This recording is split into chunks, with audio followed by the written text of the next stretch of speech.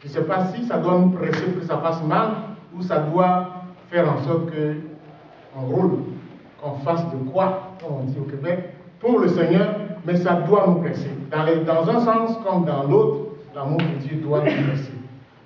L'amour de Dieu nous invite à ne pas rester les bras croisés. Parce que c'est un amour qui parle et qui est invitant. Je l'aime à la folie. Qui a déjà entendu ça? Je l'aime à la folie. Il y a quelqu'un qui va dire oui, Jacques. Je l'aime à la folie. C'est une expression courante. Oh papa, je l'aime à la folie. Ah maman, je l'aime, tu ne peux pas savoir.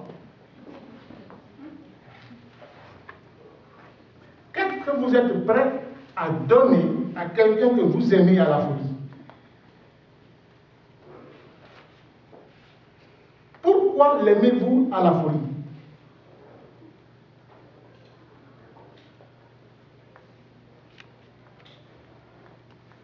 Est-ce que vous pouvez donner à la personne que vous aimez à la folie la chose la plus précieuse, la chose la plus importante de tout? Est-ce que vous pouvez donner à la personne que vous aimez à la folie votre portefeuille? Tu dis, fais-en ce que tu veux, je t'aime à la folie.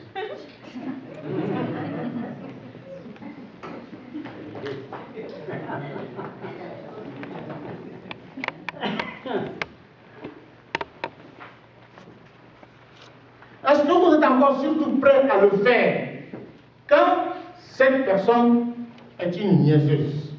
Elle ne fait que vous faire souffrir. Est-ce que vous êtes prêts? Elle a passé sa vie à vous ennuyer. Et tous les jours, elle fait quelque chose qui vous pique. Ce que vous avez envie de dire, elle m'énerve.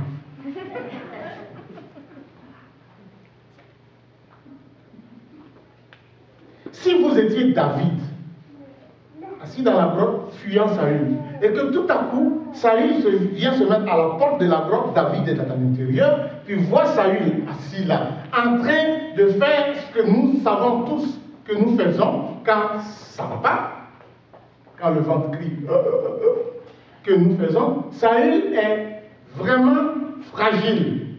Il est dans les mains de David. Presque nu. Qu'est-ce que vous allez faire? Voici l'occasion rêvée de cogner celui qui me niaise et qui veut ma mort. Qu'est-ce que vous allez faire? Est-ce que vous allez lui donner la mort ou est-ce que vous allez lui donner la vie? Est-ce que vous allez le laisser aller et puis lui dire, voici, j'avais l'occasion de te tuer, mais je t'ai laissé vivre et en voici la preuve. Qu'allez-vous faire? Je vais vous raconter une histoire, ça se passe en Côte d'Ivoire. Je connais un frère, je vais taire son nom. Il est allé au marché pour s'acheter à manger. Et je vais vous montrer qu'est-ce qu'il est allé acheter à manger. Je vais revenir sur ça. Il est allé chercher à manger quelque chose qui dérive de ce que vous voyez là. Ça, c'est du tubercule de manioc. Ok? Et à partir de ça, on fait ce que vous voyez, ce couscous que vous voyez là. Il est allé acheter ça au marché. Il arrive au marché et la femme, c'est un client fidèle, ce frère-là. C'est un client fidèle, il achète ça sur une femme tout le temps. Et puis il arrive, la femme est déjà partie à la maison. Donc il décide d'aller chez elle pour acheter son couscous. Et sur la route, il trouve un foulard qui est magané, attaché, qui est là, et que les gens passent, voient, marchent dessus, s'en vont, ils ne savent pas c'est quoi. Et lui, il voit le foulard, et puis il dit, ça ressemble au foulard de mon fournisseur de couscous. Et il prend le foulard, il ouvre le foulard, c'est rempli d'argent. C'est toute la recette. Capital plus profit qui se trouve dans le foulard, dans la rue. Et lui, il prend, il ouvre, il dit, waouh, je m'imagine ce qu'elle est en train de faire à la maison maintenant. Et il va chez elle. Il arrive là-bas, et effectivement, la femme est assise comme ça. Le mari est assis comme ça. Le visage à terre. Et tout de suite, il réalise qu'il avait vu le foulard et que c'était vraiment pour elle. Il dit, maman, qu'est-ce que tu as? Il dit, mon fils, je suis morte. Je suis morte. Mon commerce est foutu. Ma vie est foutue. Tout mon argent est perdu. Le mari, les bras lui tombent.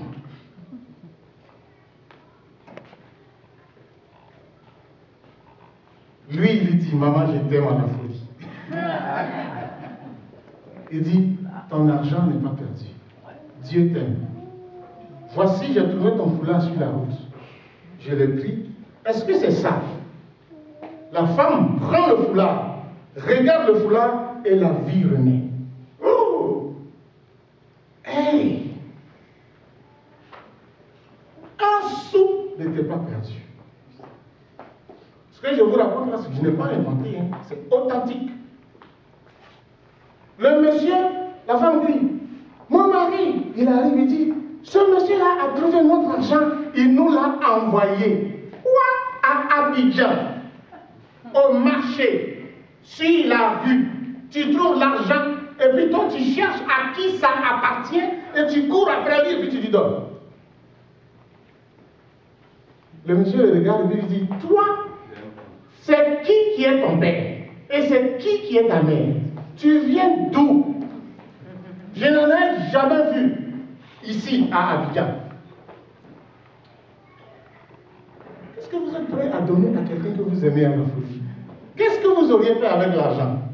En fait, l'histoire que je vous raconte, ce n'est pas tant ce qui s'est passé, mais c'est pour nous demander, est-ce que nous donnons... Parce que quand la femme a pris l'argent, elle était tellement contente, elle était tellement émerveillée, la vie est revenue, elle a pris sa fille, et puis elle a dit au monsieur là, tiens. Et peut-être ma fille, fais ce que tu veux avec. Incroyable. Ouais, certainement c'est une bonne main.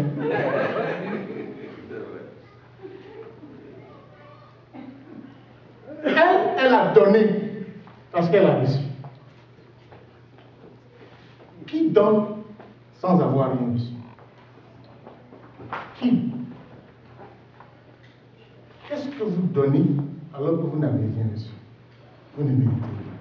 C'est ça que nous avons chanté ce matin. C'est ça que nous venons d'entendre.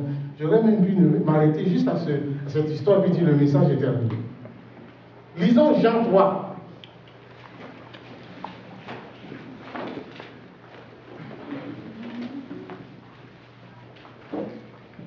Jean chapitre 3.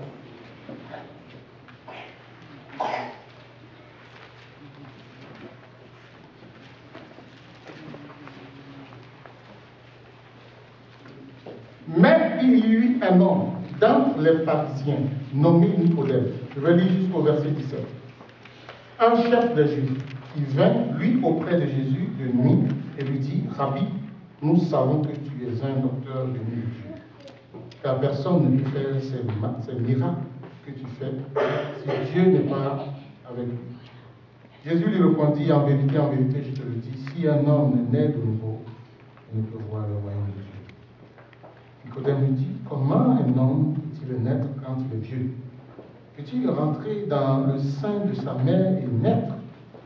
Jésus répondit, en vérité, je te le dis, si un homme ne naît d'eau et d'esprit, il ne peut entrer dans le royaume de Dieu. Ce qui est né de la chair est chair, et ce qui est né de l'esprit est esprit.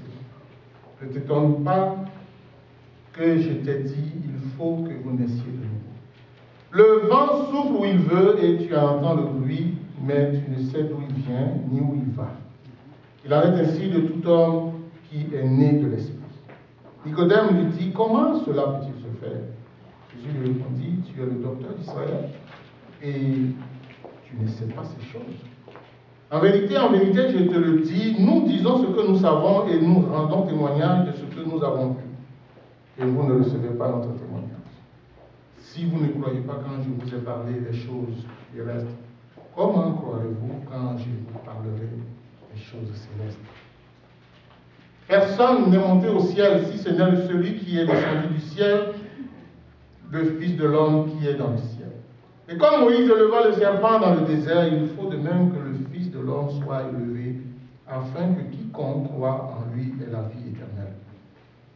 Car Dieu a tant aimé le monde qu'il a donné son Fils unique, afin que quiconque croit en lui ne périsse point, mais qu'il ait la vie éternelle.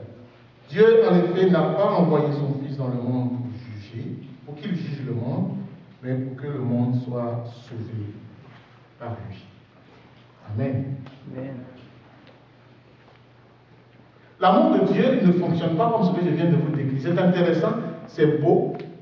C'est beau de voir le cœur de quelqu'un qui ne cherche pas à profiter. Parce que personne n'aurait su que c'est lui qui avait pris l'argent. Personne ne savait qu'il y avait de l'argent dans le foulard.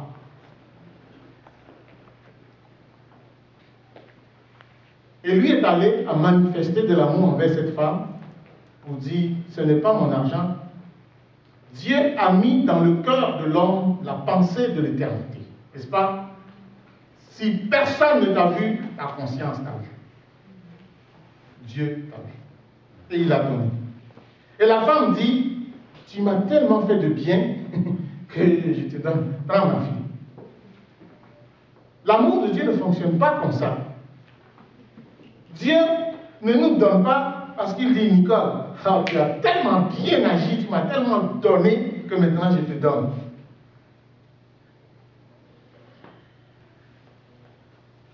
Dieu nous a donné, nous ne méritions pas. Vous êtes d'accord? Dieu nous a bénis, nous méritions la malédiction. Dieu nous a cherchés, on était perdus. On ne le cherchait même pas.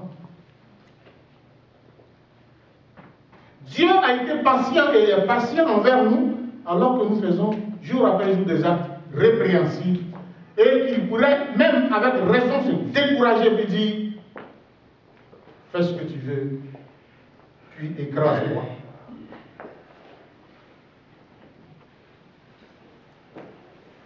Dieu a tant aimé le monde qu'il a refusé, qu'il a décidé, je ne vais plus détruire, du temps de Noé, je ne vais plus détruire la terre. Ça ne sert à rien, je détruirai tout le temps. Ils sont tellement proches. Je vais passer ma vie à détruire. J'arrête. Si Dieu comptait nos péchés, qui vivrait?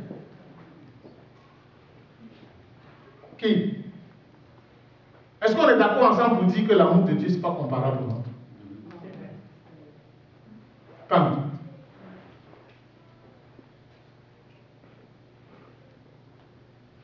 Personne ne peut avoir l'amour de Dieu sans Dieu. C'est Dieu seul qui peut donner son amour. Tu ne peux pas l'avoir. C'est Dieu seul qui peut te le donner.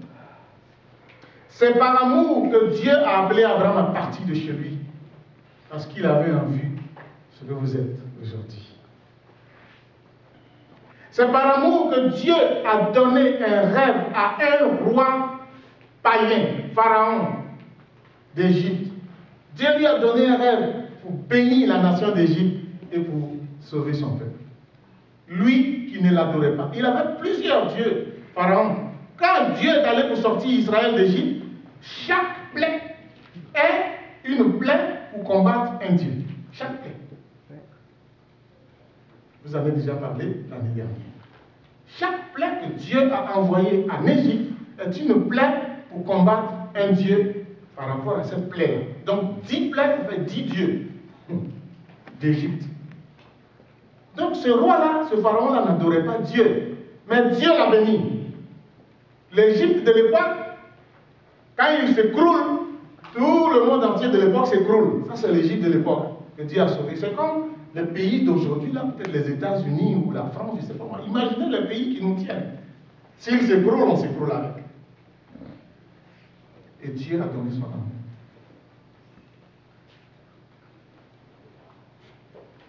Jésus rencontre un homme qui vient le voir. C'est lui qui vient le voir. Et si vous regardez le contexte de Jean 1, de Jean 2, de Jean 3 et jusqu'à Jean 4, vous allez voir qu'après les noces de Cana, Jésus est allé à l'église, au temple, et puis il a chassé les gens, quittez là, qu'est-ce que vous faites? Vous faites n'importe quoi dans la maison de mon père. Et les gens lui ont demandé un miracle.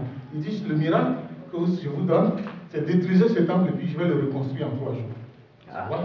46 ans pour construire ce temple, pourquoi tu vas le faire en 3 jours? Non, ils n'ont pas compris. Okay? Et c'est à la suite de cela que Nicodème, lui, il a suivi les événements, puis il dit, Nicodème, ce monsieur-là, il a quelque chose. Il a une connaissance, je vais aller chercher.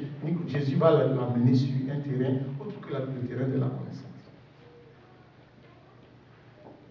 Si vous voulez faire des comparaisons, comparez la rencontre de Jésus avec Nicodème et la rencontre de Jésus avec la femme samaritaine dans Jean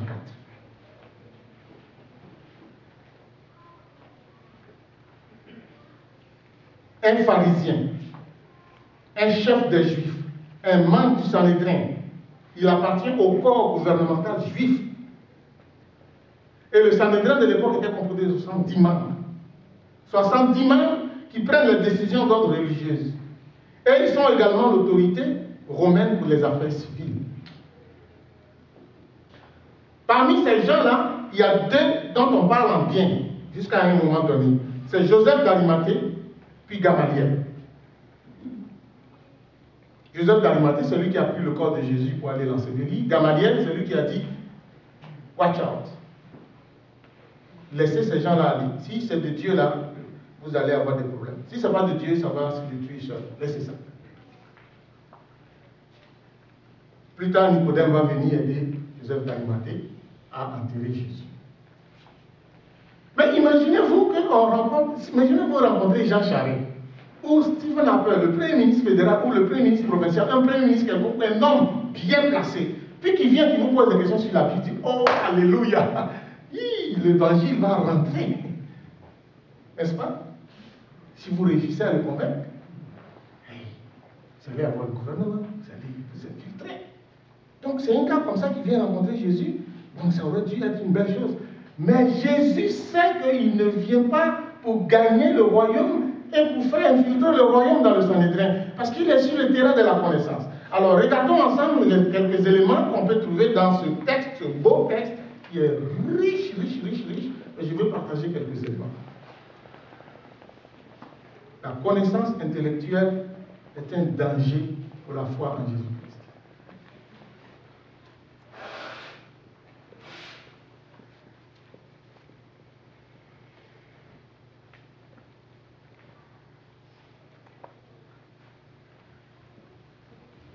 Elle est insuffisante. Nicodème dit, Rabbi, nous savons que tu es docteur venu de Dieu, car personne ne peut faire les miracles que tu fais. Il voulait entrer dans un échange, dans une discussion, d'échange de connaissances.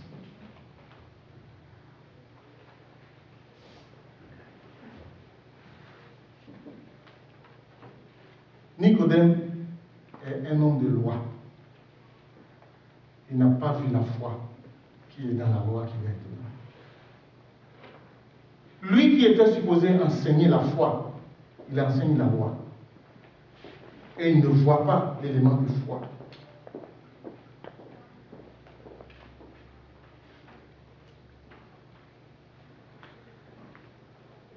Il a été dit, celui qui mettra en pratique la loi vivra.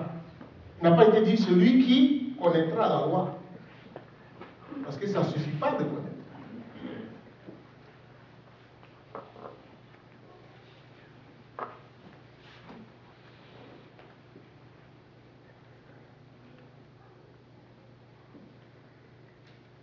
La vraie religion, ce n'est pas une religion de connaissance.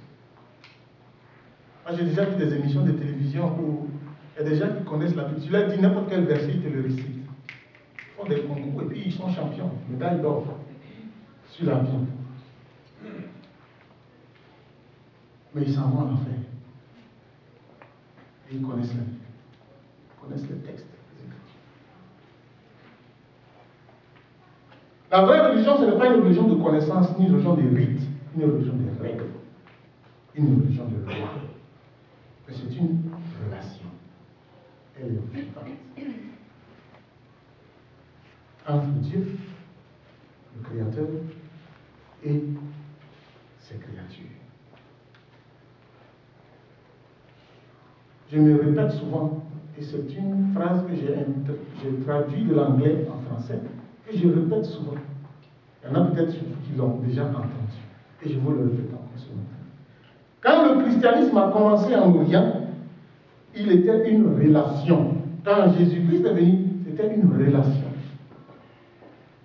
Mais beaucoup de gens ont observé le christianisme évoluer. Et le christianisme est arrivé en Grèce. Et le christianisme est devenu une philosophie. Ils ont commencé à faire de la connaissance. Philosophie. Philosopher sur Dieu. Après, à Rome, ils en ont fait une institution. On est parti de la relation, on est venu à la philosophie. Mais la philosophie n'a pas disparu. Ils ont créé autre chose, l'institution. On a institutionnalisé la religion, la foi. Puis, en Europe, on a trouvé que ça ne suffisait pas, on en a fait une culture. En Afrique, c'est devenu tellement une culture qu'il y en a qui disent je suis né dedans. Ça dit je suis né dedans. Je suis né dans l'église, j'ai grandi dans l'église, j'ai été diacre, je suis responsable. Qu'est-ce que c'est que la foi? J'ai une soeur qui est aux États-Unis. Elle est devenue chrétienne quand je suis arrivé ici. Elle me dit, mais Mathieu, de quoi tu parles? On est né dedans. J'ai dit, oui, ma soeur, on est né dedans. Mais on peut rester dedans en étant dehors.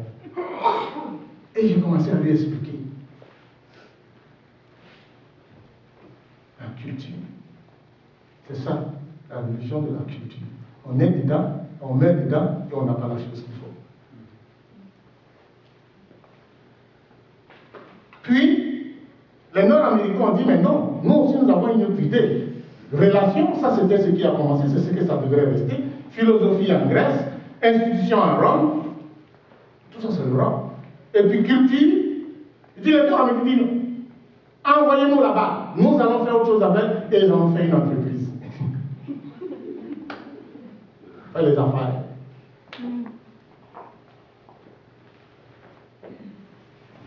Mais la vraie religion, c'est une religion de relation.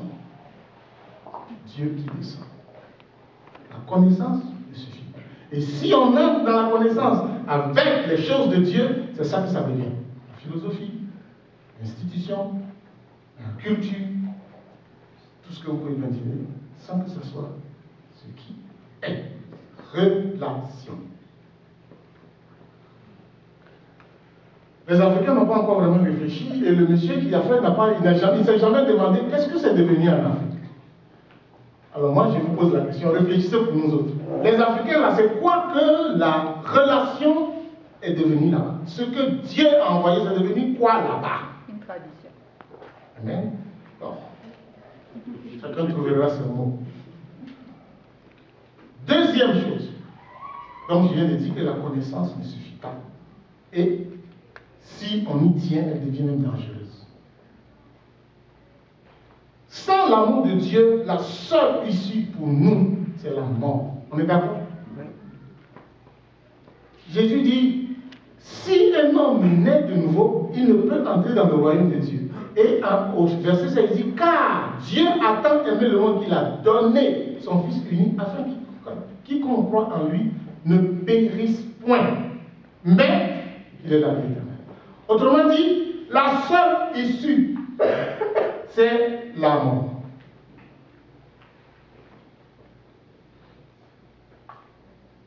J'ai vu Gaëtan ici, j'ai vu les émotions, j'ai dit oui, il comprend quelque chose. On ne peut pas se mettre là comme ça et puis pleurer pour rien. Il comprend quelque chose à l'amour de Dieu. Il y a quelque chose qui se passe en lui, dans son cœur. Il lit, il réalise quelque chose.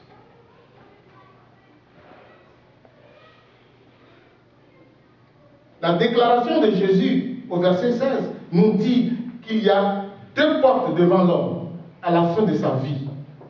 La première, c'est celle qui est la conséquence de nos actes, la mort. La deuxième, c'est celle qui nous offre la vie.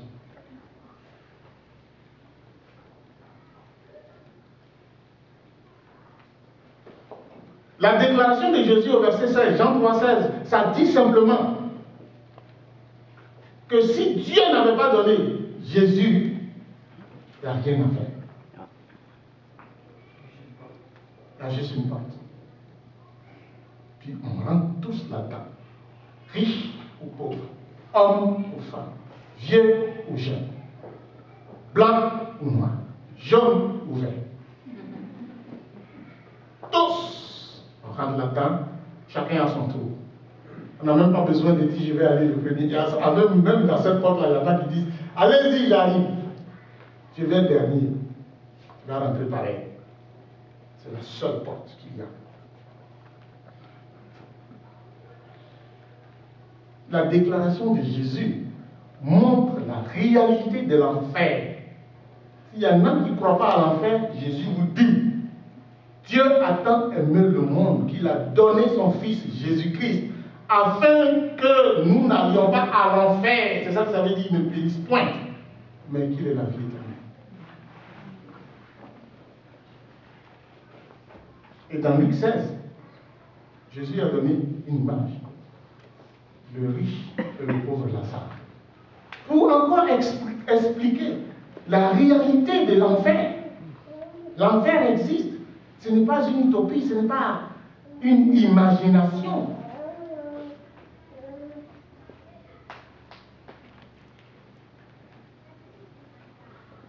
Et ce que Jésus est en train de dire, ça prouve encore que personne ne peut changer sa destinée. Personne ne pouvait changer sa destinée.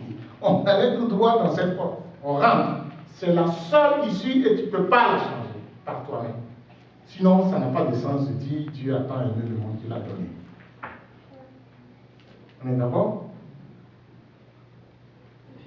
Donc, ce que Jésus dit, il est en train de dire que la solution ne peut venir que de Dieu seul.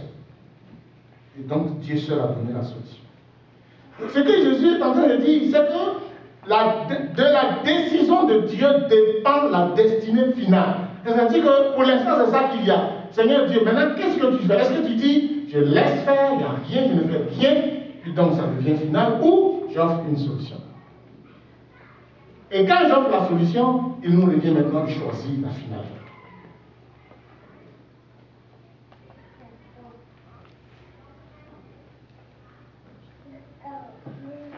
La mort, mais Jésus offre la vie. Dieu offre la vie. C'est pour cela qu'au verset 17, il dit, Dieu en effet n'a pas envoyé son Fils pour juger le monde, mais pour que le monde soit sauvé. Le but, c'est de changer de porte.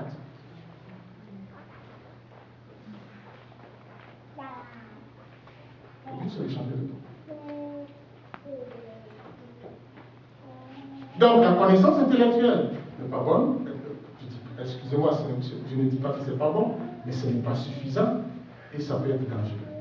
2. L'amour de Dieu, sans l'amour de Dieu, c'est la mort. Et 3, qui est la conséquence du 2, il faut entrer dans le royaume selon la condition de Dieu. Dieu a tant aimé le monde qu'il a donné son Fils unique Jésus-Christ afin que quiconque croit en lui ne périsse point, mais qu'il ait la vie éternelle. Dans cette phrase, il y a la solution et la condition. La solution, c'est Jésus-Christ, la condition, c'est de croire en lui. N'invente pas la solution à toi. C'est ce que Jésus lui dit. Si un homme naît de nouveau, il ne peut voir le royaume. Il dit, c'est comment ça? Il dit, ben, Dieu a donné son Fils pour que tu naisses de nouveau. Il dit, mais c'est quoi cette affaire? Il dit, tu vois, c'est comme le vent. Quand le vent souffle, tu entends le bruit. Tu veux attraper, mais tu n'arrives pas. Mais c'est comme ça, naître de nouveau. Les choses de l'esprit. Il lui dit, il y a une naissance qui est physique, mais il y a une autre naissance qui est la naissance de l'esprit. Et ce n'est pas humainement que tu peux comprendre. Mais par la foi.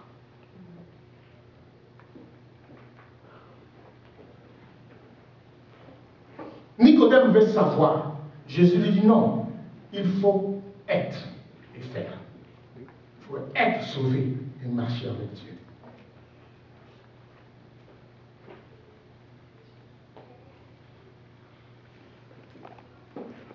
Tu peux savoir que je suis prophète, mais ce n'est pas pour ça que je suis venu. Je suis le sauveur du monde. Tu peux savoir que je fais des miracles, mais je veux que tu saches que je suis ton sauveur. Et aussi le sauveur des 69 autres membres du Sanhédrin. Dieu veut partager son royaume avec toi, mais à sa condition. De croire en Jésus-Christ qu'il a donné. Le mot donner, c'est Ésaïe 53. Il a donné. Donné. Imaginez votre fils. Vous prenez votre fils, vous le donnez, et on le frappe, et on le frappe, et on le frappe, et on le frappe, et on le bouscule, et on le frappe. Vous êtes là, vous regardez, c'est votre fils. Vous l'avez engendré. Et on le frappe, et on le frappe. Il crie papa, on le frappe. Il crie papa, on le frappe, on le frappe. Et puis vous le laissez mourir. Votre fils. Mais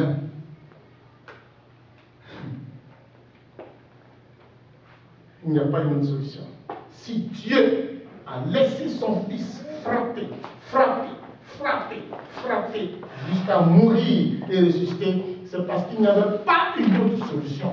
Ça lui a fait mal, mais c'était la seule et unique solution, parce qu'il voulait nous faire du bien. Lui, il nous aimait à la folie.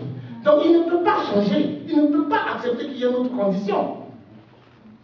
Parce que si vous laissez votre enfant mourir, vous dites, mais c'est pour faire du bien. Ah, tu veux faire du bien, tu laisses ton enfant mourir. Et après, quelqu'un te vient et puis te dit, non, est-ce que je ne peux pas entrer d'une autre? Jamais. Mais j'ai laissé mon fils mourir. C'est la seule. C'est ça, donner. Il a donné son fils. Et donc, il ne peut pas y avoir une autre solution. Il n'y a de salut en aucun autre, car il n'y a sous le ciel aucun autre nom qui a été donné par lequel les hommes doivent être sauvés. Acte 4, verset 12. C'est pas possible. C'est la seule voie. Les gens disent tous les chemins mènent à Rome. Mais ça devient institution. Le Rome n'est pas le ciel. La foi qui est placée par le sacrifice dans le sacrifice de la croix, c'est ça qui mène au ciel.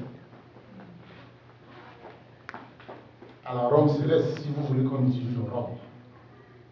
Enfin, l'amour de Dieu nous a libérés du joug des rabbins,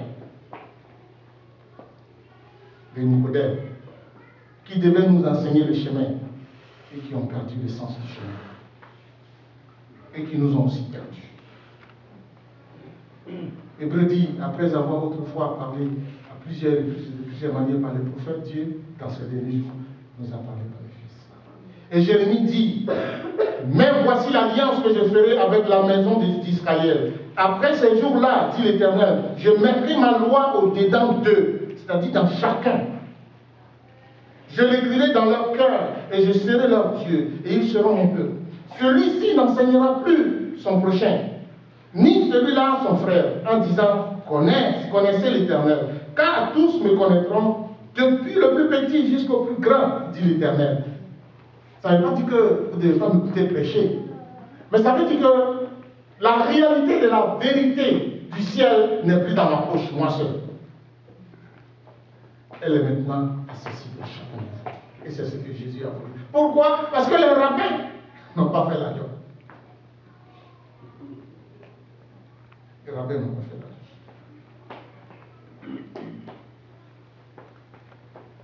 Non seulement ils n'ont pas fait la job, mais ils ont pensé que c'était juste pour eux seuls. Et Nicodème est dégoûté. Il dit, Dieu a donné afin que quiconque, non seulement le juif, mais le non-juif. Wow. Pierre regarde Corneille. Je ne peux pas manger ça. Il dit, mange. Le salut pour tous. Amen. Nous avons été délivrés du joug des rabbins. Parce que voici ce que nous sommes devenus avant que Jésus ne vienne. Et même maintenant, il y en a qui veulent nous tenir dans ce que Jésus ne veut pas que nous soyons. Les croyants portent deux noms.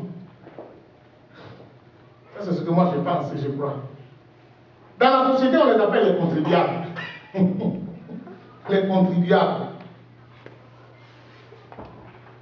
Ils contribuent à faire vivre l'État, qui leur beurre les lèvres pour fermer après la bouche. Ou dans l'église, on les appelle les fidèles. Et on ne les appelle pas fidèles parce qu'ils sont fermes dans la parole de Dieu. Parce qu'ils marchent dans la vérité, parce qu'on leur enseigne la vérité. Mais on les appelle fidèles parce qu'ils font vivre le clergé. Et on tient des statistiques. Ah, je ne t'ai pas vu dimanche. Mais toi, ça fait plusieurs fois que je ne te vois pas à l'église. Quand tu dis ça, c'est parce que tu t'inquiètes de sa foi ou tu t'inquiètes de la poche de l'église.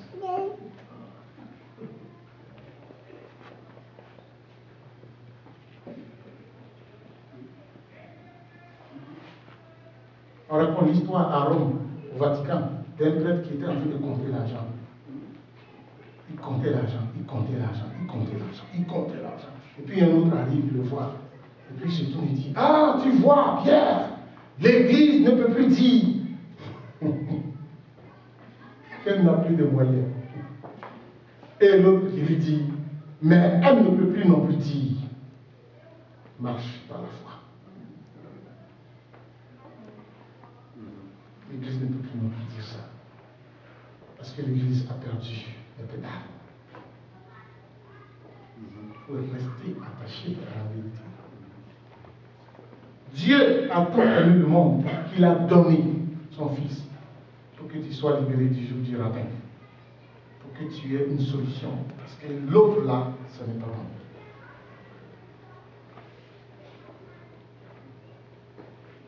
Vendredi ou le mercredi, il y a une femme qui m'a appelé. Il faut qu'elle croise. Je vais finir avec ça. Elle m'a appelé. Est-ce que tu es le pasteur? J'ai dit oui. Tu es l'église? J'ai dit oui. Je vais te poser des questions. Je dis, comment on devient chrétien? J'étais content. Et je lui explique. Je dis, ah, Dieu m'envoie tout à coup comme ça une brebis. Et je réponds. Et madame commence à m'expliquer que non, sur ce point-ci, elle n'est pas d'accord avec moi. Parce que elle croit que pour devenir chrétien, il faut régler tous ces problèmes de péché. Et donc actuellement, elle a un problème de cigarette et elle attend d'être délivrée de la cigarette. Donc elle dit, on reconnaît l'arbre à ses fruits. Moi, je ne suis pas encore un bon arbre. Il me manque le problème de la cigarette. J'ai dit, madame, pour devenir un bon arbre, il faut venir avec tes péchés à Jésus. Elle dit non. Pour que je vienne à Jésus, il faut que je sois déjà un bon arbre. J'ai dit, madame, tu ne le seras jamais. Elle m'a rafraîchi. Découragé comme ça.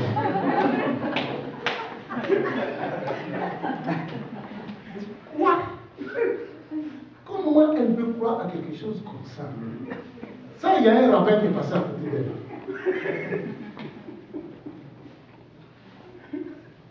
Elle veut devenir un bon âme. Elle-même d'abord.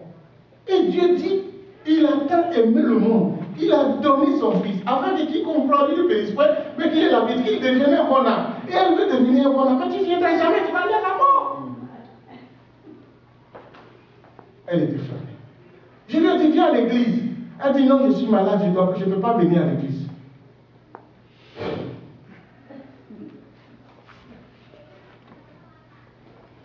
Ben, elle n'est pas venue à l'église, mais vous êtes à l'église. Donc, il y a quelqu'un parmi vous, peut-être qui pense qu'il doit devenir un arbre bon avant de devenir chrétien. Je te dis ce matin, non. Tu peux devenir un bon arbre seulement avec Jésus-Christ. Si tu es là ce matin, que tu n'as pas encore saisi cette vérité, il ne faut pas avoir honte de quelqu'un ici. Quand tu as faim, tu dis j'ai faim. Si tu as honte, parce que tu as faim, tu vas mourir de faim. Tu as besoin de la vie éternelle. Il ne faut pas avoir honte de quelqu'un. Il n'y a pas quelqu'un ici qui va dire, hey, toi, ça fait longtemps que tu n'es pas chrétien. Ce n'est pas son problème. C'est ton problème avec Jésus. Viens à Jésus. Sans honte. Il va rire aux éclats. Parce qu'il t'aime passionnément. Il t'aime à la folie. Et il a donné son Fils pour toi. Lui-même s'est donné pour toi. Viens à Jésus. Je vais arrêter, puis je vais demander, est-ce qu'il y a quelqu'un ici qui n'a pas encore compris le message du salut en Jésus-Christ. Le message qu'il y a une porte, et elle est là. Mais Dieu a offert une deuxième porte. Et c'est cette deuxième porte-là qui est la bonne. Jésus dit, je suis la porte. Celui qui entre par moi vivra. Il ne faut pas que tu partes sans prendre ce Jésus-là.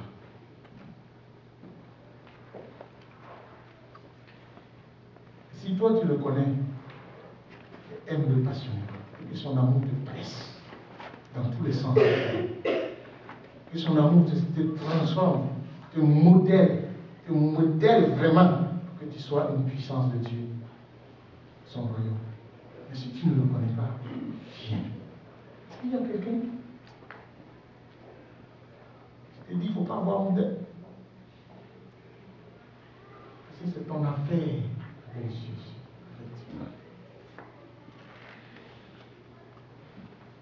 Vous êtes tous en règle. Vous avez pris la deuxième porte, tous ici. Vous avez pris la porte, qui est le Fils. Vous tous, vous avez pris cette porte-là. Que le nom de l'Éternel soit béni. Mais si tu as honte, viens me voir à côté. Tony, tu peux te lever. Allez le voir à côté si vous avez peur de moi. Puisque c'est moi qui ai parlé. Allez le voir. Gaëtan, tu peux te lever. Allez le voir lui. Allez le voir. Il y a quelqu'un qui veut qu'on vienne le voir aussi. Jésus te veut du bien. Il dit, il ne veut pas que tu périsses. Il veut que tu vives. Il n'y a pas une condition. C'est la sienne. Prions.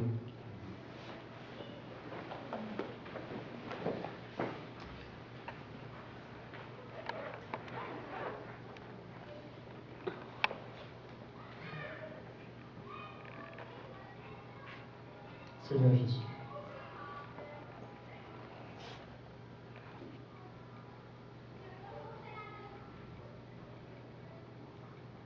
Toi qui connais nos cœurs, qui nous connais tous ici ce matin, fais ton œuvre de grâce.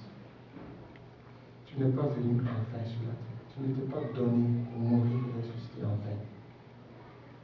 Tu as un peuple nombreux dans cette vie. Regarde dans nos cœurs. S'il y a quelque chose qui n'est pas clair, envoie-toi. Éclaire. Touche nos cœurs.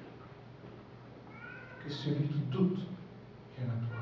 Que celle qui doute vienne à toi. Que nous puissions rencontrer cette porte que tu as ouverte. La porte de la vie éternelle. Merci de nous avoir aimés d'une façon indescriptible. On ne peut pas comprendre. On essaie par notre petit nom, on fait vraiment d'en parler. Quel amour.